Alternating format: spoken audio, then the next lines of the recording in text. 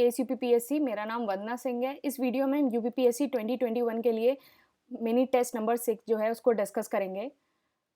Basically ये test series current affair notes course है English medium में। आप इस नंबर पे जो है व्हाट्सएप करके इसको रजिस्ट्रेशन करा सकते हैं और ये 60 डे प्रीलिम्स कोर्स है और ये जो है कल से स्टार्ट हो रहा है 9 अगस्त से। तो आप इसमें जो है रजिस्ट्रेशन करा सकते हैं। और जो प्रीलिम्स 2020 वाला कोर्स था उससे जो है डायरेक्ट 70 क्वेश्चंस आए हैं, आप इसको वेरीफाई कर सकते हैं। चलिए हम अपना क्वेश्चन नंबर 1 डिस्कस करते हैं। क्वेश्चन नंबर 1 है, which union territory became the first largest contiguous territory to be conferred with the organic certificate under large area certification scheme. तो कौन सी यूनियन टेरिटरी को जो है सर्टिफिकेशन मिला है under large area certification scheme? तो इसका आंसर है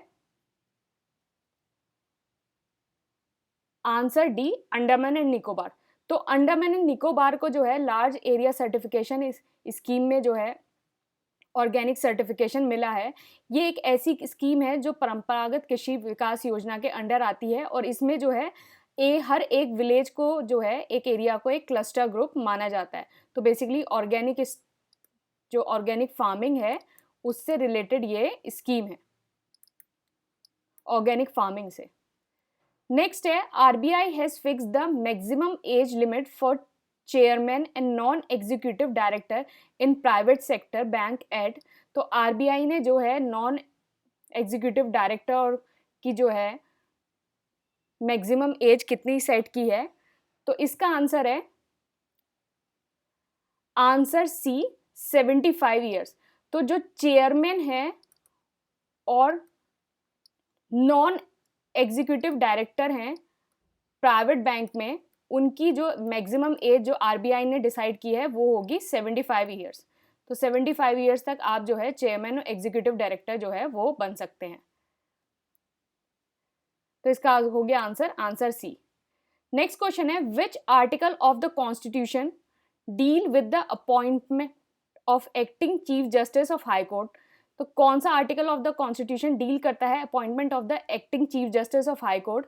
तो इसका आंसर है आंसर सी, आर्टिकल 223। तो आर्टिकल 223 जो है वो डील करता है acting chief justice of high court से, और जो आर्टिकल 126 है कॉन्स्टिट्यूशन का वो डील करता है acting chief justice of supreme court. तो 223 है हाई कोर्ट से और 126 जो है सुप्रीम कोर्ट से डील करता है। तो इसका आंसर हो गया आंसर सी, तो आर्टिकल 223। नेक्स्ट क्वेश्चन है, according to the SIPRI report which of the following are the biggest spender in the military expenditure in 2020? तो सिप्री रिपोर्ट के अकॉर्डिंग जो बिगेस्ट मिलिट्री स्पेंडर है 2020 में वो कौन सी कंट्री है? तो इसका आंसर है आंसर बी, यूएसए। तो यूएसए जो है वो सबसे ज़्यादा बिगेस्ट जो है मिलिट्री स्पेंडर है, मतलब सबसे ज़्यादा जो खर्चा है, जो आपका खर्चा है, जो स्पेंड जो करता है वो यूएसए करता है। तो यूएसए जो है सबसे ज़्यादा बिगेस्ट मिलिट्री स्पेंडर है। तो बेसिकली जो 5 बिगेस्ट मिलिट्री स्पेंडर हैं, सबसे पहले हो गया यूएसए, ये फर्स्ट नंबर पे। फिर उसका बाद हो गया चाइना, ये सेकेंड नंबर पे। फिर इंडिया है, इंडिया थर्ड नंबर पे है। एंड फिर उसके बाद रशिया है, रशिया फोर्थ नंबर पे है। और फिर यूके है, ये फिफ्थ नंबर पे। तो ये स्पेंडर हैं। आप इंपोर्ट एक्सपोर्ट से कंफ्यूज मत होना कि आप इंपोर्ट एक्सपोर्ट से कंफ्यूज हो जाओ। तो इंपोर्ट अलग है, एक्सपोर्ट अलग है, कि कौन कितना इंपोर्ट करता है कौन कितना एक्सपोर्ट करता है मिलिट्री, वो दोनों अलग है। ये है स्पेंड, कि सबसे ज़्यादा जो है कितने डॉलर में जो है सबसे ज़्यादा खर्चा कौन करता है।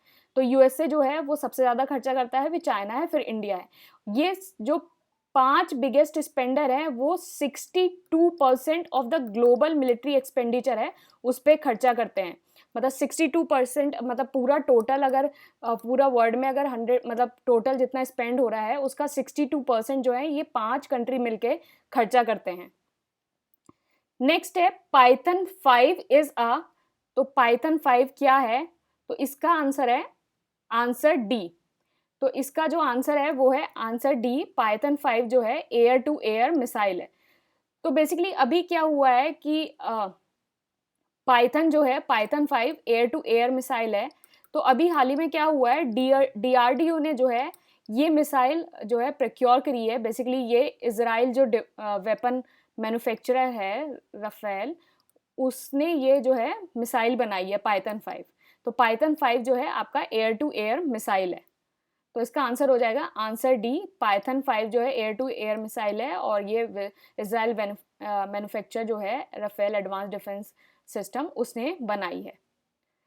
नेक्स्ट है CSIR central leather research institute is in. तो CSIR central leather research institute कहाँ है, तो इसका आंसर है आंसर डी, चेन्नई। तो ये जो है CSIR लेदर रिसर्च इंस्टीट्यूट जो है वो चेन्नई में है। तो इसका आंसर हो जाएगा आंसर डी। नेक्स्ट क्वेश्चन है who won the best documentary award at the 2021 academy award. तो 2021 के जो एकेडमी अवार्ड हुए हैं उसमें बेस्ट डॉक्यूमेंट्री का अवार्ड किसको मिला है, तो इसका आंसर है answer b, my octopus teacher. तो माय ऑक्टोपस टीचर को जो है वो बेस्ट डॉक्यूमेंट्री का अवार्ड मिला है। तो इसका हो जाएगा आंसर बी। नेक्स्ट क्वेश्चन है which of the following country is not the Which of the following country is not the part of the supply resilience initiative। तो इसमें से कौन सी कंट्री जो है सप्लाई रेजिलियंस इनिशिएटिव का पार्ट नहीं है, तो इसका जो आंसर है वो है आंसर बी, USA। तो USA जो है वो सप्लाई रेजिलियंट का जो है वो पार्ट नहीं है। तो बेसिकली जो ट्रेड मिनिस्ट्री है इंडिया की, जापान एंड ऑस्ट्रेलिया, तो इंडिया, जापान एंड ऑस्ट्रेलिया ने एक जो है सप्लाई चेन रेजिलियंस इनिशिएटिव जो है उसको लॉन्च किया है। इंडिया, जापान एंड ऑस्ट्रेलिया ने मिलकर जो है सप्लाई रेजिलियंट इनिशिएटिव है उसको लॉन्च किया है और USA उसका पार्ट नहीं है। तो इसका आंसर हो गया आंसर बी, USA इसका पार्ट नहीं है। इंडिया, जापान और ऑस्ट्रेलिया का ये बेसिकली ग्रुप है। नेक्स्ट क्वेश्चन है which of the following article deal with the appointment and condition of the office of the जज ऑफ हाई कोर्ट। तो कौन सा आर्टिकल डील करता है appointment and condition of the office of the जज of high court, तो इसका answer है आंसर सी, 217। तो आर्टिकल 217 जो है बेसिकली डील करता है appointment and office of the जज ऑफ द हाई कोर्ट। तो इसका आंसर हो गया आर्टिकल 217। तो आंसर सी हो गया। नेक्स्ट है चूज द करेक्ट। तो यहाँ आपको दो स्टेटमेंट गिवन है। पहला, the estimate committee has 30 member all from the Lok Sabha.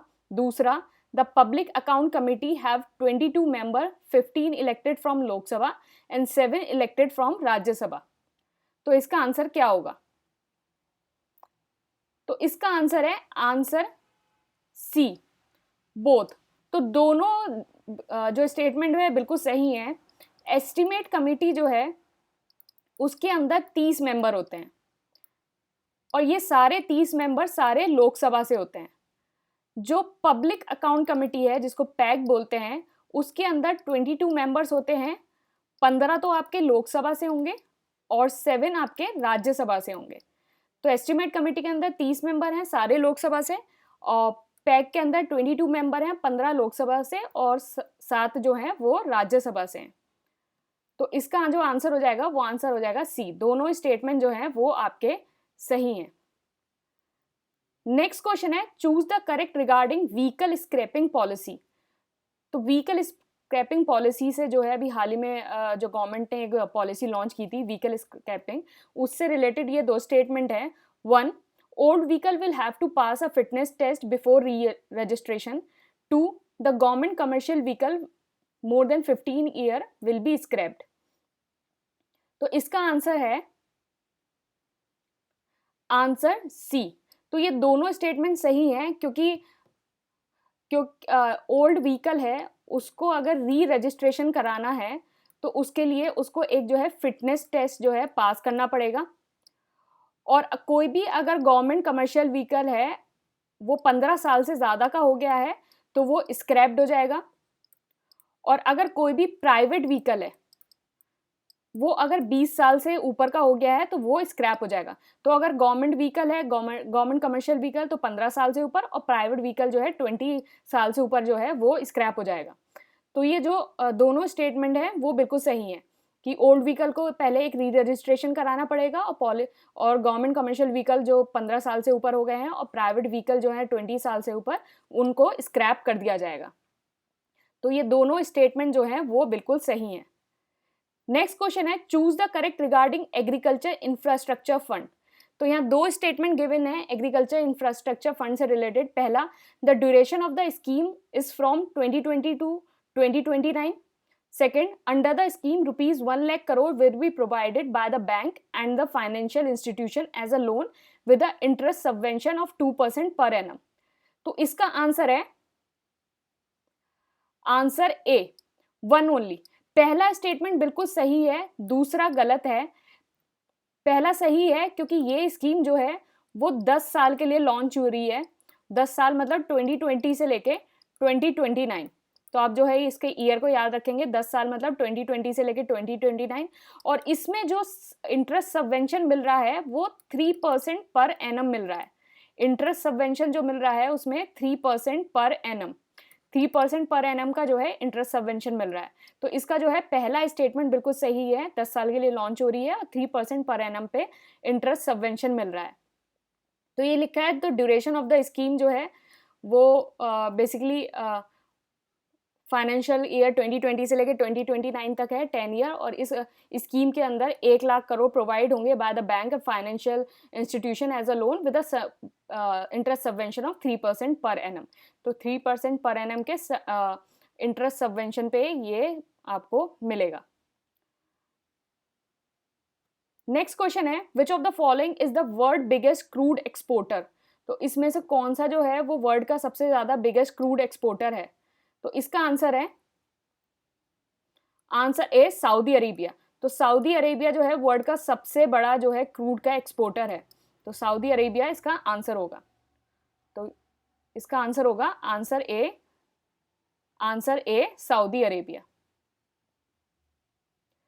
Next question है, which of the following country recently join net zero producer forum. तो कौन सी एक कंट्री है जिसने अभी रिसेंटली ज्वाइन किया है नेट जीरो प्रोड्यूसर फोरम। तो इसका आंसर है आंसर ए, सऊदी अरेबिया। तो सऊदी अरेबिया जो है वो रिसेंटली उसने ज्वाइन किया है। ऑलरेडी जो नेट जीरो प्रोड्यूसर फोरम में जो कंट्री थी वो थी कतार, यूएसए। सऊदी अरेबिया ने तो अभी रिसेंटली ज्वाइन किया है, तो ये रीसेंट है, सऊदी अरेबिया रीसेंट है। कनाडा और नॉर्वे। तो ये जो सारी कंट्री हैं बेसिकली ये नेट जीरो प्रोड्यूसर फोरम में है। और बेसिकली इनका काम क्या है कि ये they country came together to form a cooperative forum that will develop the net zero emission strategy.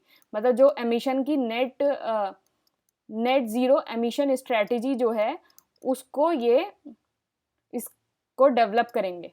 तो ये कंट्री फोरम जो है वो मिलके नेट जीरो एमिशन स्ट्रेटेजी जो है उसको डेवलप करेंगे। तो अभी रिसेंटली ज्वाइन जो है वो सऊदी अरेबिया है, बाकी ये कंट्री जो है ऑलरेडी इसमें थी। तो इसका आंसर हो जाएगा आंसर ए। तो आंसर ए जो होगा सऊदी अरेबिया रिसेंटली ज्वाइन है। नेक्स्ट क्वेश्चन है, which of the following amendment has to be added to new article 239AA and 239AB under which the Union Territory of Delhi has been given a special status। तो कौन से amendment के through जो है article ये insert हुए हैं और जो न्यू दिल्ली है उसको एक स्पेशल स्टेटस मिला है। तो इसका आंसर है answer c, article 69 constitutional amendment act 1991 के अंडर जो है दिल्ली को जो है एक स्पेशल स्टेटस मिला है, Delhi as a union territory with a legislature. और ये आर्टिकल 239AA से जो है हुआ था और ये 1991 में इम्प्लीमेंट हुआ था। तो इसका आंसर हो गया आंसर सी। नेक्स्ट क्वेश्चन है, which of the following operation has been launch to augment the ongoing national mission for meeting the oxygen requirement. तो अभी हाल ही में जो है कौन सा ऑपरेशन लॉन्च हुआ है to augment the ongoing national mission for meeting the oxygen requirement.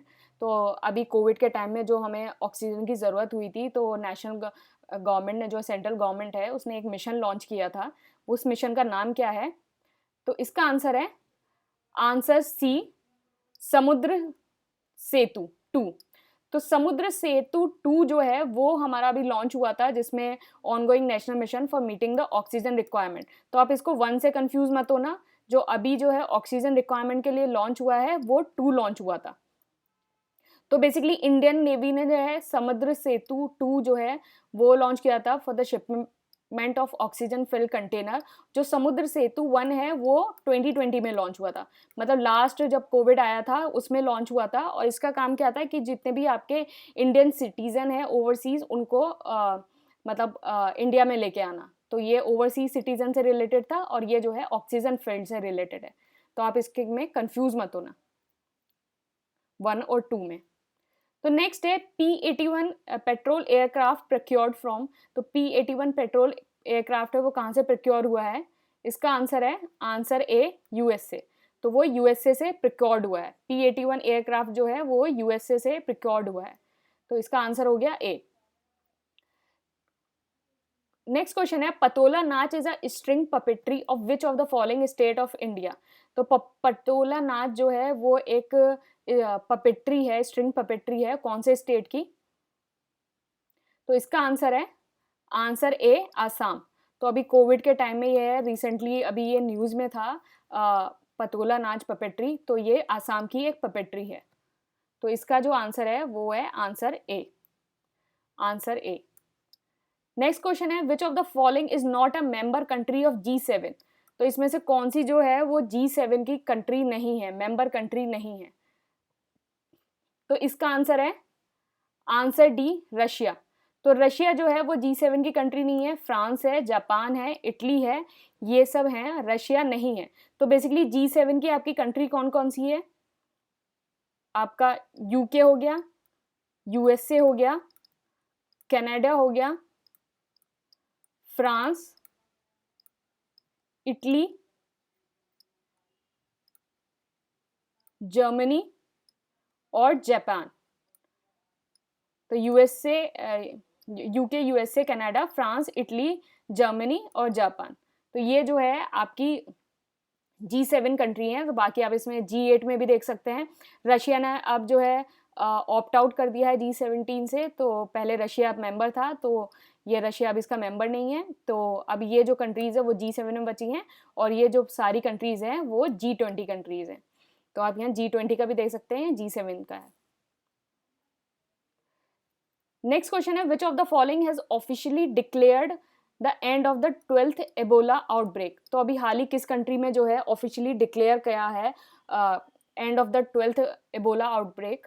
तो इसका आंसर है answer a democratic Republic of Congo. तो डेमोक्रेटिक रिपब्लिक ऑफ कॉन्गो जो DRC है, उसने हाल ही में जो है इबोला का एंड ऑफ इबोला का जो है अनाउंसमेंट किया है कि उसकी कंट्री में अब इबोला नहीं है।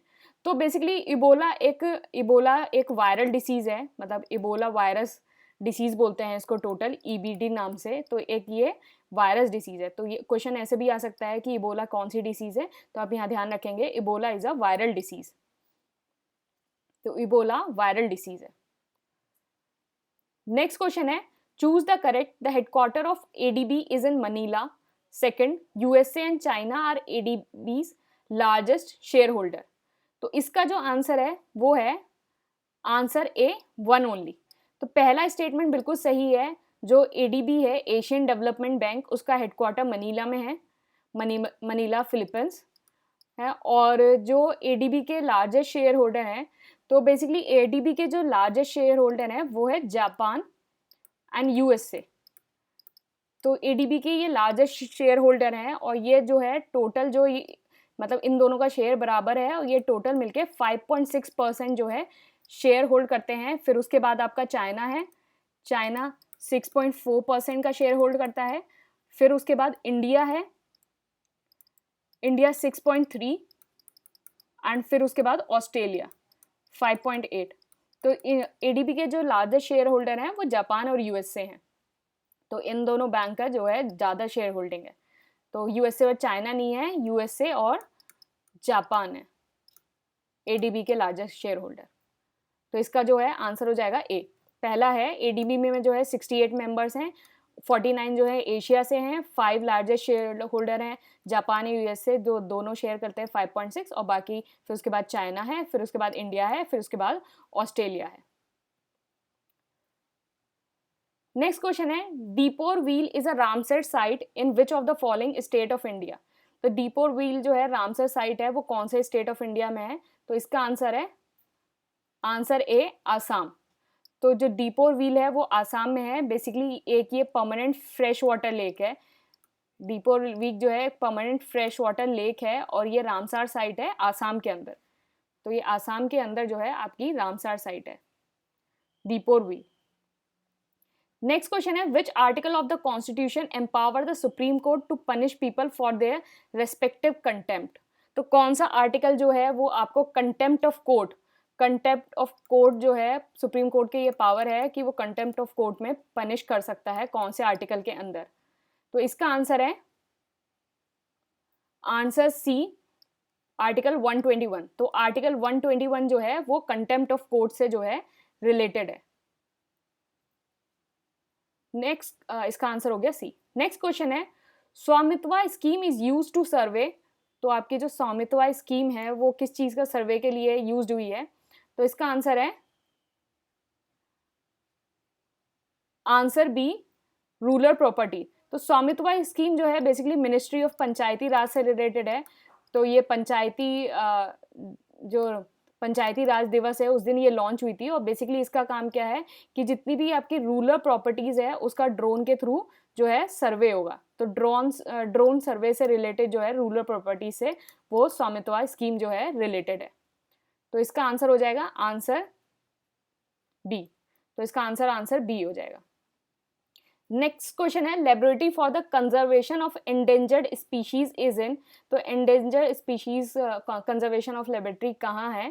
तो इसका आंसर है आंसर सी, हैदराबाद। तो ये जो है हैदराबाद के अंदर है। तो इसका आंसर सी हो जाएगा।